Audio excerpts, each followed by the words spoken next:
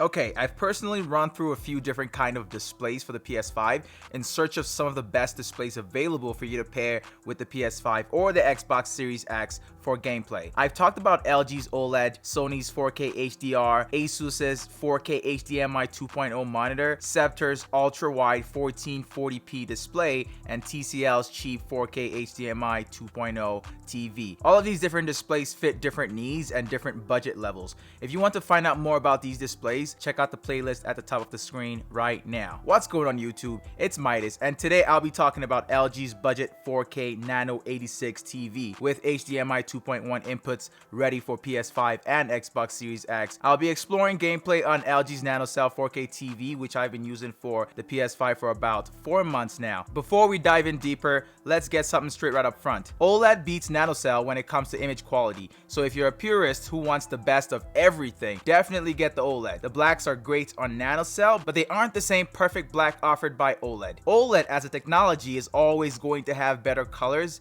and smarter blacks, but Nanocell will give you near enough as good performance for significantly less cash, so a lot cheaper in essence. First of all, what is Nanocell? Basically, Nanocell improves colors by removing dull and unwanted colors from the image. This makes reds and greens look much purer. This is achieved by using nanoscale particles that work as light absorbing filter to remove those unwanted wavelengths of light. That might sound like a little bit too much, but what does that mean in the real world? So it just means that there's going to be smoother transitions between colors that are similar to each other, so you see skies that look utterly real and naturally looking trees and grass. Plus, with the wide viewing angles, it doesn't matter if you're sitting off to the side. Those colors look exactly the same no matter where you're sitting at in the room. So for family and friend gatherings, no one has to miss out on having the best seat in the house or in the room. All Nanocell TVs are 4K compatible and support all the different formats of HDR like Dolby Vision, Technicolor, HLG, or HDR10, so images have stunning, sharp detail and contrast no matter what the format. LG's Alpha 7 Generation 3 processor also optimizes brightness and contrast for each scene of HDR content, adding even more realism. Even if what you want to watch is in standard or high definition, this TV will intelligently upscale and optimize for the TV's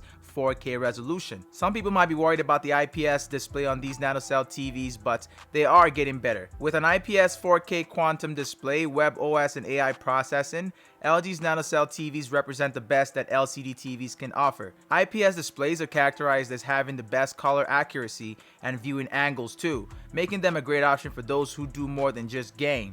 In the past, it was fair to say an IPS monitor had a much longer response time, but recent releases have shown a dramatic decrease in this, with top models shipping with as low as 1 millisecond. Usually with TN or VA panels, which are the other options other than IPS, LED displays tend to feature a low 1 millisecond response time, but at the cost of the viewing angles and color accuracy being worse. More and more competitive players are migrating to IPS displays as the technology improves. To get the most from the new generation of consoles, you'll want a TV with at least one HDMI 2.1 input that supports variable refresh rate, 4K at 120Hz refresh rates, and auto low latency mode. If you would like all of those features on your TV at a budget-friendly price, then this might be the best option for that. The LG Nano 86 is available from 850 Canadian dollars at the time of this video. It's an affordable 4K HDR set that covers all the key next-gen gaming features. Outside of gaming, it's a well-rounded TV with multi-format HDR support, Dolby Atmos audio, and a smooth, intuitive smart platform in WebOS. Add in some smart home control, Amazon Alexa, and Google Assistant to this TV,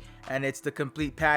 This TV is similar to LG's OLED TVs, which are more premium, except without the beautiful OLED display that comes with, the OLED TVs, but also at a much cheaper price point than the OLED TVs. If you're looking for something that can handle high performance current gen gameplay and exploits all the new features of current gen consoles, then this might be it at a good price. But if you're looking for the absolute best picture that you can get from your console, then maybe you want to look into LG's OLED premium lines. You can check out the video at the top of the screen right now to check out my review of the LG CX OLED. One of my favorite things about LG TVs in general is the magic remote. Aside from the fact that the WebOS is very functional, searching and selecting content on the TV is made even easier thanks to the magic remote. You simply point the magic remote at the screen and select the item you want using the cursor, which moves around as you move the remote. It honestly is a pretty neat feature that most other TV brands do not have. There are multiple buttons on the remote control for doing different things, like the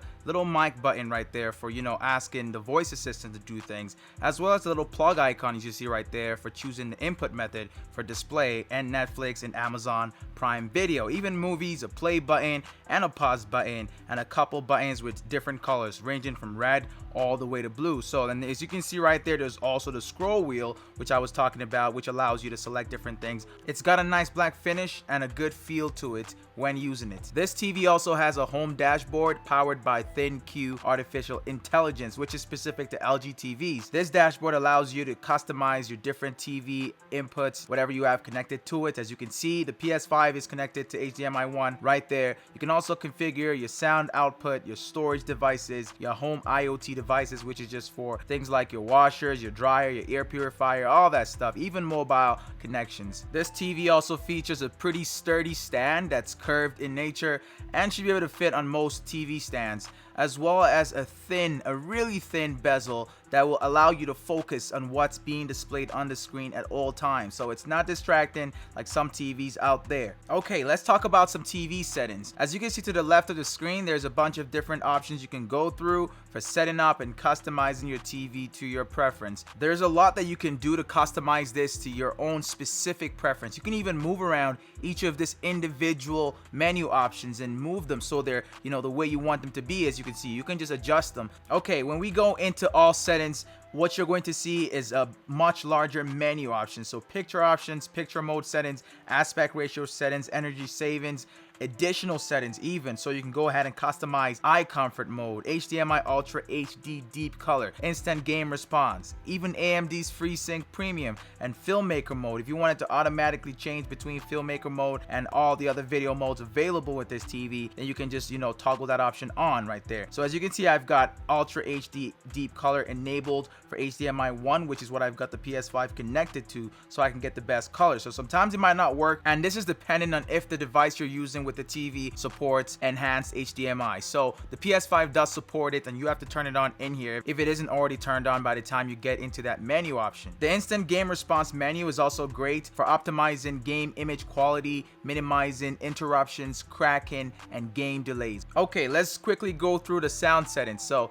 we've got Dolby Atmos toggled on here, so it's only available for internal TV speakers, as well as the sound mode settings. We can also choose how the TV outputs sound from here, as well as dive deeper into additional settings like TV installation type, the volume mode, AV sync adjustment, HDMI input audio format. So for the volume mode, you can see you can choose auto volume or volume increase. AV sync adjustment also gives you options to increase the internal speakers. And so HDMI input audio format, you can choose for each individual HDMI input, and there's eARC, digital sound out, and LG sound synchronization. So that's it for sound. So let's go into channels. So channels has to do with if you're going to be using a TV box with this. So you can turn on LG channels and watch a diverse range of internet content on the TV channel. So multi-audio, channel manager, channel tuning, which allows you to search for different, available signals. Next, we've got the connection settings. You can always customize a bunch of things related to network connections here. If you're wondering how you would connect to Wi-Fi, then you have to go into the network connection settings.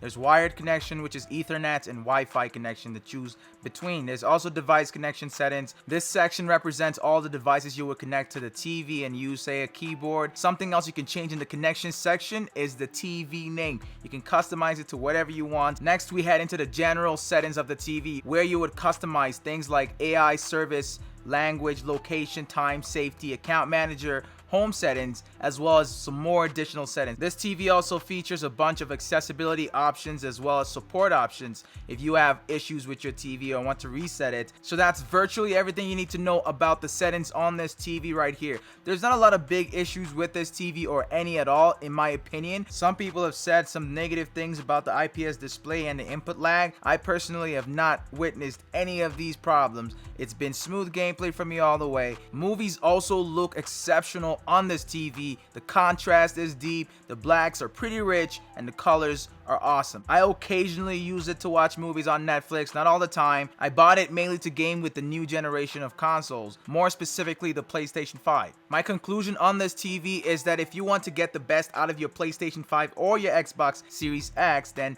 this TV is a great budget option. So it features 4K, it features up to 120Hz refresh rates, which is great for 120 frame rates per second gameplay, say Call of Duty. It's also got variable refresh rates as well as ALLM, which is just auto low latency mode, which are all really good for gameplay. So if you're looking for a budget TV for your PlayStation 5 or Xbox Series X, then you should probably go ahead and check out this TV, the LG Nano86 4K TV. If you have any questions about this TV and the capabilities of this TV, then go ahead and let me know down in the comments section. I'd also like to know what kind of TVs you guys are using right now with your PlayStation 5 or Xbox Series X consoles. I hope you guys found this video useful in making your decision, or at least enjoyable to watch. If you did, make sure to give the video a thumbs up, subscribe if you're new to my channel, and do not forget to click the gold bell icon right after subscribing. If you want to see some more videos like this one, make sure to check out the video on the screen right now, and I will catch you guys in my next video.